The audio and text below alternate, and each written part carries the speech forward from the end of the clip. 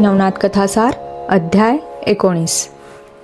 जेव्हा कानिफा व गोरक्ष यांच्या भेटी झाल्या तेव्हा तू गुरुच्या शोधास का फिरतोस? तुझा गुरु मच्छिंद्रनाथ तर श्रीराज्यात मौजा मारित आहे असे गोरक्षास कानिफाने सांगितले होते. ते ऐकून गोरक्ष श्रीराज्यात जावयास निघाला व त्या सीमेपर्यंत येऊन पोचला. नंतर त्याच्या मनात अनेक विचार येऊ लागले. ते तर्क अशा प्रकारचे की ज्या ठिकाणी गुरुराज आहे त्या ठिकाणी वैभव काही कमी नसाव्याचे, परंतु ख्याली खुशालीत गुरुजी पडल्यामुळे मला ओळखतील की नाही हीच भ्रांती आहे. अशा प्रकारचे अनेक तर्क त्याच्या मनात आले. त्यावेळी कलिंगा नावाची एक वेश्या आपल्या परिवारासह श्री देशात जात होती. ती रूपवती असून नृत्य गायनात अप्सरा गंधर्व यांना लाजवण्या इतकी हुशार होती. तिची व गोरक्षनाथाची मार्गात गाठ पडली. मग तो तिच्या जवळ जाऊन तिला तिचे नाव गाव व कोठे जावयाचे हे विचारू लागला. तेव्हा ती म्हणाली, मला कलिंगा असे म्हणतात. मी स्त्री राज्यात जात आहे. तेथे मैनाकिनी या नावाची स्त्री राज्यकारभार करीत असते. तिला मी आपली नृत्य गायन कला दाखवून वश करून घेणार आहे. तिची मर्जी प्रसन्न झाली म्हणजे ती मला पुष्कळ द्रव्य देईल. ते कलिंगेचे भाषण ऐकून तिच्याच संगतीने गोरक्षनाथाने स्त्री राज्यात जाण्याचा बेत ठरवला. तिच्याबरोबर आपणास राजगृहात जाता येईल व मच्छिंद्रनाथ गुरुचाही पक्का तपास लागेल हा त्याचा विचार होता. त्यावरून त्याने तिच्याजवळ गोष्ट काढली की कृपा करून मला समागमे न्याल तर बरे. माझ्या मनातून तुमच्याबरोबर यावे असे आहे. हे ऐकून ती म्हणाली, तुमच्या अंगात कोणता गुण आहे? तेव्हा गोरक्ष म्हणाला, मला गाता येते व मृदंगही वाजवता येतो. मग तिने त्यास सांगितले की तुमच्या अंगचा गुण प्रथम येथे दाखवा. तेव्हा त्याने आंब्याच्या झाडाखाली बसाव्यास सांगितले व तिने सारंगी मृदंग वगैरे सर्व सास त्याच्या पुढे आणून ठेवले. मग गोरक्षनाथाने गंधर्व प्रयोग मंत्र म्हणून भस्म कपाळावर लावले व ते चोहीकडे फेकून गावयास बसला. तेव्हा झाडे पाषाण ही सुद्धा सुस्वर गायन करू लागली व वाद्य वाजू लागली. हा चमत्कार पाहून कलिंगेने तोंडात बोट घातले. तिला तो त्यावेळी शंकरासारखा भासू लागला. जो मनुष्य झाडे दगड यांच्यापासून गंधर्वाप्रमाणे सुस्वर गायन करवित आहे त्याला स्वतः उत्तम गाता वाजवता येत असेल ह्यात आश्चर्य कोणते?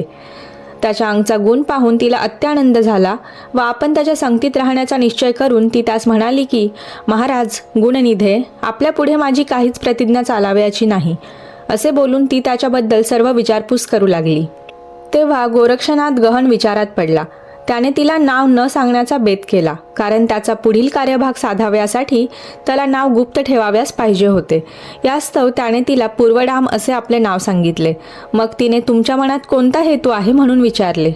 त्यावर तो म्हणाला, विषय सुखाविषयी मी अगदी अज्ञानी आहे व ते मला नको, पण पोटाला मात्र एक वेळेस घालीत जा, ह्या वाचून माझी दुसरी काहीच इच्छा नाही. गोरक्षनाथाचे ते भाषण ऐकून कलिंगा म्हणाली, महाराज आपण म्हणता त्याप्रमाणे तजवीज होईल, पण मुख्य अडचण अशी आहे की तुमच्या मनात स्त्री राज्यात जावयाचे आहे, पण त्या देशात पुरुषाचे जाणे होत नाही.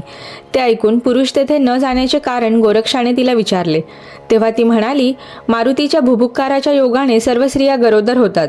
त्यात पुरुषाचा गर्भ मरतो व स्त्रियांचा जगतो. कोणी मोठा पुरुष का जाईना तो तेथे मरावयाचाच. ह्यास्तव तेथे तुमचा कसा निभाव लागेल ह्याचा मला मोठा संशय आहे. तेव्हा गोरक्षनाथ म्हणाला, मारुती मला काय करणार आहे? त्याच्या भुभुक्कारापासून मला काही एक इजा व्हावयाची नाही. तू हा संशय मनात अजिबात आणू नको. असे बोलून तो तेथून उठला.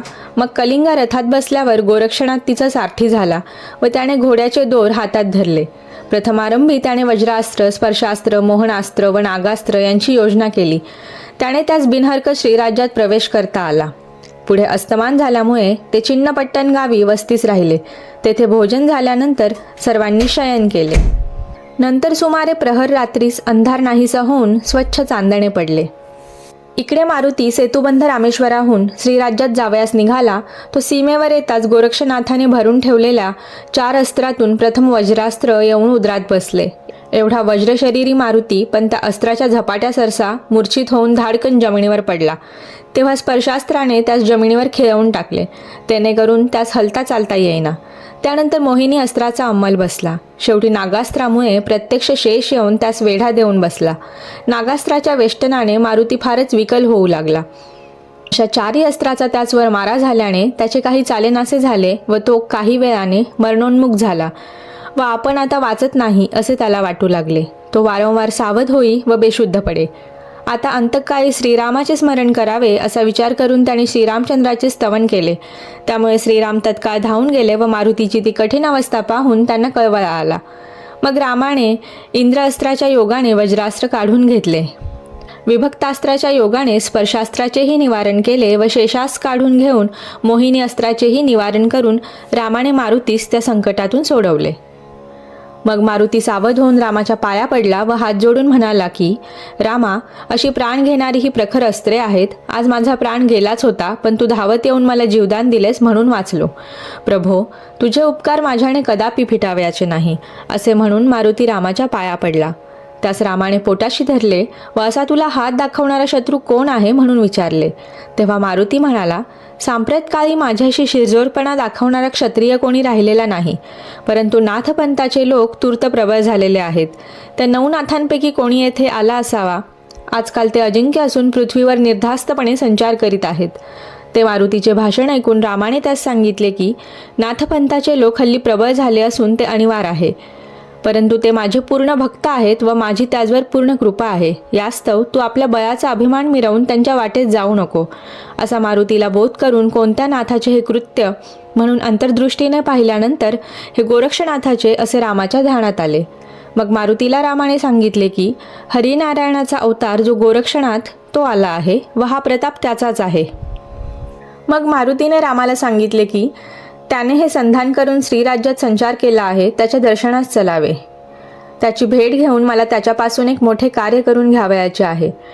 हे ऐकून त्याच्याशी तुझे असे कोणते काम आहे म्हणून रामाने विचारलं असता मारुतीने मच्छिंद्रनाथाची मुळारंभापासून सर्व हकीकत सांगितली. नंतर तो म्हणाला, त्या मच्छिंद्रनाथास हा गोरक्ष आता घेऊन जाईल. यास्तव त्यास गोडगोड बोलून अनुकूल करून घ्यावे, म्हणजे तो त्यास नेणार नाही. तेव्हा रामाने म्हटले की, चल, तुझे काम आहे ह्यास्तव मीही युक्तिप्रयुक्तीच्या 2 गोष्टी सांगेन व होईल तितकी खटपट करीन, असे बोलून दोघेजण निघाले. ते मध्यरात्रीच्या सुमारास चिन्नापट्टणास जाऊन पोचले. त्यावेळी सर्वत्र सामसूम झाली होती. हे दोघे ब्राह्मणाचे रूप घेऊन गोरक्षनाथाजवळ गेले. त्यावेळेस तो निवांत ध्यान करीत बसला होता. त्यास नमस्कार करून हे दोघेजण त्याच्याजवळ बसले. मग आम्ही षडशास्त्री ब्राह्मण आहो असे बोलून गोरक्षनाथाची पुष्कळ स्तुती करू लागले. नंतर आमच्या मनात एक हेतू आहे, तो पूर्ण करावा, असे मारुतीचे भाषण ऐकून कोणते काम आहे ते कळवावे म्हणून गोरक्षनाथाने त्यास विचारले. त्यावेळी ते म्हणाले, मी कार्य करून देतो असा प्रथम भरवसा देऊन वचन द्या, म्हणजे आमचा हेतू सांगू. हे ऐकून गोरक्षनाथाने मनात आणले की, हे माझपाशी काय मागणार आहेत? शिंगी, सारंगी, कुबडी, फावडी, शैली, भोपळा ही काय ती संपत्ती आमच्याजवळ आहे. ह्या वाचून आमच्यापाशी तर काही नाही. असे असता हे आमच्याजवळ काय मागणार न कळे. असा विचार करीत असता दुसराही एक विचार त्यांच्या मनात आला की, आता मध्यरात्र उलटून गेली असता ह्यावेळी ह्या स्त्रीराज्यात पुरुष आले कसे? तर हे सहसा मनुष्य नसावे, कोणीतरी स्वर्गात राहणारे देव असावे. अशी त्यांच्याबद्दल अटकळ करून मग त्यांच्या कामाबद्दल विचार करून पाहू लागला. तो काहीच त्याच्या लक्षात येईना. मग आपण ज्या कामासाठी आलो त्याखेरीजकडून त्यांचे म्हणणे कबूल करण्यास हरकत नाही असा विचार करून तो त्यांना म्हणाला की, महाराज, आपण विप्र म्हणता, पण येथे येण्याची त्यांची छाती नाही. तरी आपण कोण आहात हे मला प्रथम सांगा. असे बोलून त्याने लीनतेने त्यांच्या पायांवर डोके ठेवले. तेव्हा ह्यास आता ओळख द्यावी असा रामाने विचार केला. त्यास मारुतीचाही रुकार मिळाला. मग रामाने आपले स्वरूप प्रगट करून त्यास पोटाशी धरून मच्छिंद्रनाथास न नेण्याबद्दलचा मारुतीचा हेतू त्यास कळवला व मारुतीने मैनाकिनीला वचन दिले आहे म्हणून तू त्याला नेऊ नये, हा ह्याचा हेतू तू पूर्ण कर असे म्हणून कळवले. तेव्हा गोरक्षनाथ म्हणाला, आम्ही योगी, आम्हास हे कर्म अनुचित होय. यास्तव हे वगळून दुसरे पाहिजे ते मागा मी देतो, पण यापुढे मच्छिंद्रनाथास येथे ठेवणार नाही हे खचित. आपण या बाबतीत मला अगदी भीड घालू नका, म्हणून गोरक्षनाथाने धडकावून उत्तर दिले. तेव्हा मारुतीस राग येऊन तो युद्ध करण्यास तयार झाला. ते पाहून रामाने मारुतीचे सांत्वन करून ते दोघांमध्ये होणारा तंटा मिटवून गोरक्षनाथास पोटाशी धरले.